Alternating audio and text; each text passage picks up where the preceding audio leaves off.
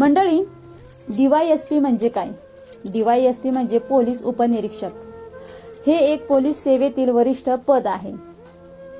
या लोकांकडून कायदा सुव्यवस्थेच्या रक्षणाबरोबर मानवी हक्काचा आदरही अपेक्षित असतो. महिनाभर जालना जिल्हा अधिकारी ऑफिस बाहेर आंदोलन करणारे गोपाळ चौधरी. आपल्याला न्याय मिळत नाही म्हणून त्यांनी पंकजा मुंडेंचा ताफा अडवून आपल्या अडचणी सांगण्याचा प्रयत्न केला.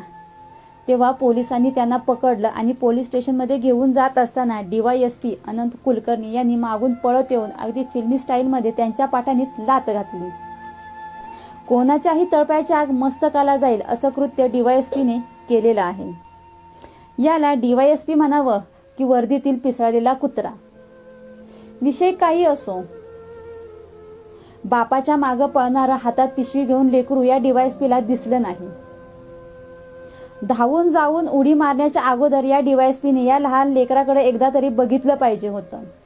बापाच्या पेकाटात लात घालताना असला पोलीस बघून भविष्यात पोलीस खात्याबद्दल काय असता राहील या लहान लेकराच्या मनात. या DYSPला माझा खडा सवाल आहे. आम्हा जनतेच्या घामाच्या टॅक्सपेअरच्या पैशावर जो तुम्ही भरमसाठ पगार घेता, त्या पगाराची परतफेड जनतेच्या कंबड्यात लात घालून करता का?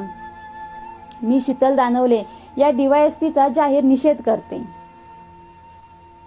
महाराष्ट्र शासनाला माझी विनंती आहे की या DYSPचं त्वरित निलंबन करावं, जेणेकरून अशा प्रकारे मानवी हक्काचा अनादर करताना इतर अधिकारी 10 वेळा विचार करतील.